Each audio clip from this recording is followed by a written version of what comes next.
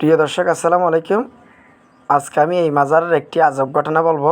অনেকে সেই ঘটনাগুলো বিশ্বাস করেন না, তাই আজকে আমি সরাসরি ভিডিও নিয়ে এসেছি। এই মাজারটি হলো সাতকানিয়া মৌলভীর দোকানের রাস্তার পশ্চিম পাশে মামা বাগিনের মাজার। তো সেই মাজারে আমি অনেক ভিডিও দিয়েছি।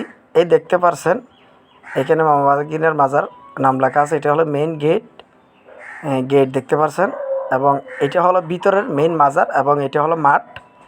তো দেখতে পাচ্ছেন এখানে এটা হলো মাজার, এবং পাশে একটি বিরিয়ানি ডেকচি, এবং ছাগল জব করে বিরিয়ানি করতেছে। এই মাজারে আমি যতবার এসেছি ততবার প্রতি সপ্তাহে একটি দুইটি করে এবং ছাগল জব করা হয়। অনেকজনে মিলাদ করে, অনেকজনে চিনি কাটে, অনেকজনে ফাতিয়া দেয়, এবং কি গরু পর্যন্ত মাসে একটা পড়ে। তো অনেকজনে মাজারকে বিশ্বাস করে না, যারা বিশ্বাস করেন না তাদের ব্যাপার, এবং যারা মাজারকে বিশ্বাস করে সম্মান করে তারা এই ধরনের চিনি সালাদ করে। এবং আমার আমার একটা কথা আপনাদেরকে বুঝাতে পারছি না, মাজার যদি ফলাফল না পায় মানুষে এত টাকা কেন খরচ করে? এবং টাকা না, শুধু এখানে গরু পর্যন্ত জব করে, এমন আমি ভিডিও দিয়েছি এবং দেখেছি। ছাগল তো অনেক দূরে, ছাগল তো প্রতিনিয়ত সপ্তাহে কয়েকটি ছাগল জব করে এবং চিনি সালাদ করে ছোটোখাটো।